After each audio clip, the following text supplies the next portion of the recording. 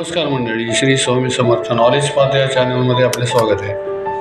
आज मी तुम्हाला मेंदूचे आरोग्य कसे सांभाळायचे आणि ते मेंदूचं जे आरोग्य आहे याच्यामध्ये सुधारणा कशी करायची या संदर्भामध्ये काही महत्त्वाच्या टिप्स देणार आहे। म्हणजे काही महत्त्वाच्या मुद्रा आहेत आणि त्या अतिशय व्यवस्थित कार्यान्वित होऊ शकतात। आता हा व्हिडिओ जर का तुम्ही पूर्ण जर का पाहिला तर त्या मुद्रा तुम्हाला व्यवस्थित समजतील आणि त्या मुद्रा मी स्वतः माझ्या शरीरावर ऑपरेट करतोय आणि त्याचा मला अतिशय चांगला फायदा झालेला आहे आतापर्यंत। आता तो फायदा तुम्हालाही व्हावा असं मला वाटते, त्याच्यासाठी मी तुम्हाला हे एक विस्तृत गोष्ट सांगणार आहे।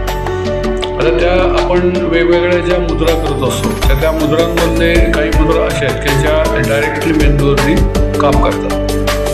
तर त्यातली पहिली जी मुद्रा आहे ती म्हणजे हाकिनी मुद्रा त्याला म्हणतात। हाकिनी मुद्रा ही मी एका व्हिडिओमध्ये दाखवलेली आहे ती कशी करायची, तर त्याप्रमाणेच ती करायची। तुम्हाला मी इथं करून दाखवतो ती ही अशी मुद्रा आहे की सगळी जी बोट आहे ती एकमेकाला अशी जोडायची अशी, आणि ती अशी उलटी किंवा असं हे तुम्ही कसंही जरी केलं तरी चालू शकेल। हे असं एकमेकावरती दाबायचं आहे, ही हाकिनी मुद्रा आहे। ही हाकिनी मुद्रा जी आहे ही तुम्ही समजा एक सकाळी 10 मिनटं, संध्याकाळी 10 मिनटं, दुपारी 10 मिनटं जसं तुम्हाला वेळ मिळेल तसं कुठेही तुम्ही बसून जरी तुम्ही केली तरी चालू शकेल। आता ही मुद्रा जी आहे डायरेक्टली मेंदूवरती काम करते। मेंदूचे 2 गोलक असतात, त्या गोलकावरती डायरेक्टली काम करते आणि त्याच्यामुळे ते दोन्ही गोलक शांत राहिले, व्यवस्थित त्याचं कार्य व्यवस्थित राहिलं तर मेंदू शांत राहायला मदत होते। आता दुसरी जी मुद्रा आहे ती त्याला आपण आदी मुद्रा म्हणतो। आदी मुद्रा म्हणजे आद्य मुद्रा आहे की जी सगळ्यावरती बेस मुद्रा असते। तर ती शरीरातल्या प्रत्येक पार्टवरती, महत्त्वाच्या पार्टवरती काम करत असते। म्हणजे लिव्हर आहे किंवा आपला मेंदू आहे, हे जे काही हृदय आहे याच्यावरती ती काम करत असते। तर ती कशी करायची ते मी तुम्हाला दाखवतो। हे जो अंगठा आहे तो इथं लावायचा असा, इथे दोन्ही हाताचा असा, आणि हे असं दाबायचं असं। आता ही जी मुद्रा आहे ही महत्त्वाची मुद्रा तुम्ही अशीच कधी 10 मिनटं 15 मिनटं अशी सकाळी, दुपारी, संध्याकाळी जर तुम्ही मुद्रा करून टाकली तर याचाही अतिशय सुंदर फायदा दिसून आलेला आहे। मी आता गेले बरेच दिवस ही मुद्रा करतो आहे, तर त्याच्यामध्ये बरेचसे बदल मला जाणवले स्वतःच्या शरीरामध्ये आणि ते चांगले बदल आहेत। बरेच वर्ष काही गोष्टी अडलेल्या होत्या तर त्या याच्यावरती हळूहळू रिलीज व्हायला सुरुवात होतात आणि मेनली जे मेंदूचे जे कार्य आहे हे अतिशय सुधारायला या मुद्रेमुळे मदत होते। आणि सुधारायला म्हणजे कसं असं की प्रत्येक डिसिजन जो आहे तो योग्य व्हायला पाहिजे किंवा प्रत्येक डिसिजन हा योग्य वेळेत करायला लागतो। जर त्या म्हणजे डिसिजनला जर आपल्याला वेळ लागला, तो योग्य वेळेत जर नाही केला गेला तर मग त्याचा काहीच उपयोग होत नाही। म्हणजे त्याचा म्हणजे नंतर घेऊनही त्याचा काही उपयोग नसतो। तर त्या गोष्टीला खूप महत्त्व आहे की योग्य वेळेला योग्य डिसिजन घेणे, आणि त्यासाठी मेंदूचं जे आरोग्य आहे अतिशय चांगलं पाहिजे, तरच आपण त्या पद्धतीने योग्य वेळेला योग्य डिसिजन घेऊ शकतो। तर ह्या मुद्रा खूप महत्त्वाच्या आहेत। आता त्याच्यामधली आणखीन एक महत्त्वाची मुद्रा म्हणजे तिसरी मुद्रा आहे, तर त्याला आपण उदान वायू मुद्रा म्हणतो। तर ती अशी असते, त्याला आपण उदान वायू मुद्रा म्हणतो। हे अशा पद्धतीने ऑपरेट करायचं। आता ही मुद्रासुद्धा सकाळी असेच 10-10 मिनटं जर तुम्ही सकाळ, दुपार, संध्याकाळ जर करत राहिले तर तुम्हाला, आता ही जी मुद्रा असते ही अंगठ्याची जी टोक आहे तिथपासून हे जे आहे असं त्रिकोणामध्ये ते कार्यान्वित असते, अशी त्रिकोणामध्ये ती कार्यान्वित होते आणि ती इथं त्याचं कार्यान्वित होणं हे इथं असतं। म्हणजे विशुद्धी चक्र जे आहे त्याला ती कार्यान्वित करत असते।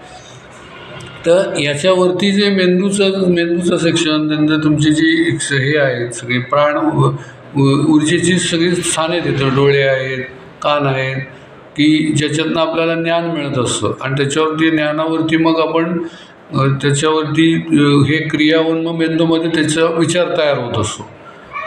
तर ते जेवढं तुमच्या ज्ञानेंद्रियातनं जेवढं आतमध्ये येणारं जे आहे ते जेवढं चांगलं येऊ शकेल किंवा चांगलंच बघावं, चांगलं ऐकावं, चांगला आवाज घ्यावा, असं जे काही आपल्याला होत असतं तर त्या भावना ज्या मेंदूतनं प्रस्तुत व्हायला पाहिजे आपल्याला, तर या ज्या मुद्रा आपण करत असतो आपण मुद्रा या ज्या करत असतो त्याच्यामुळे या सगळ्या भाव जे असतात ॲटोमॅटिक तिथं प्रस्तुत व्हायला सुरुवात होतात आणि मग बरोबर आपण योग्य ठिकाणी योग्य जागेवर पोचतो की जे पाहिजे त्याचं आपण बघतो किंवा वाईट काही बघत नाही किंवा वाईट कानावर पडत नाही, पाहिजे तेच आपण गोष्टी छान संगीत किंवा असंच ऐकतो की आपण एखाद्या जर का कुठं काही दुर्गंधीयुक्त असेल तर आपण तिथं जात नाही, आपण चांगल्या ह्याच्यामध्ये जातो किंवा चांगलं खातो की याच ज्या सर्व ज्या गोष्टी आहेत की चांगल्याकडे वळणं, तर हे मेंदूकडनं तुम्हाला त्या ऑर्डर्स मिळत असतात. त्या ऑर्डर म्हणजे मेंदूचं जर का काम व्यवस्थित चाललं तर त्या ऑर्डर बरोबर होऊ शकतात आणि मग त्याप्रमाणे आपण आपलं कर्म सुधारणा होत असते.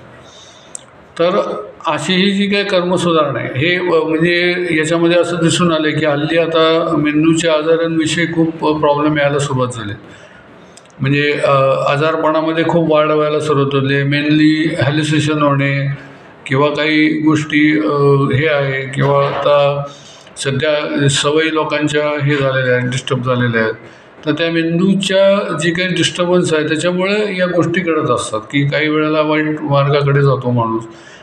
तर आता कसं आहे की ते वाईट मार्गाकडे जाणं म्हणजे काय की शेवटी की जे आपल्याला नको आहे ते करणं म्हणजे ते समाजाच्या आणि आपल्या दृष्टीने आणि आपल्या कुटुंबाच्या दृष्टीने त्रासदायक असतं. तर पण या गोष्टी आपल्याला समजून येत नाहीत कारण मेंदू त्याप्रमाणे काम करत नसतं. तर मेंदूचं आरोग्य जर सुधारलं तर आपल्याला त्या गोष्टी करण्यासाठी चांगलं विचार करण्यासाठी आपल्याला चांगले उपयोग होऊ शकतो आणि त्याच्यातनं बरीचशी काही गोष्टी आपण करू शकतो की बाबा आपल्यालाच कळतं की बाबा काही गोष्टी आपण करतो त्या चुकीच्या आहेत आणि त्याच्यामुळे आपल्यालाही त्रास होणार आहे आणि सामाजिक स्थिती पण डिस्टर्ब होणार आहे, कुटुंबालाही त्रास होणार आहे. या गोष्टी जर का तुम्हाला ॲटोमॅटिक त्या मेंदूच्या सुधारणेमुळे जर कळू लागल्या तर बरेचसे प्रॉब्लेम सॉर्ट आउट व्हायला मदत होईल आणि म्हणजे समाजामध्ये पण या गोष्टी जर चांगल्या प्रकारे गेल्या तर सामाजिक आरोग्यही आपल्याला सुधारता येऊ शकतं या गोष्टींमधनं.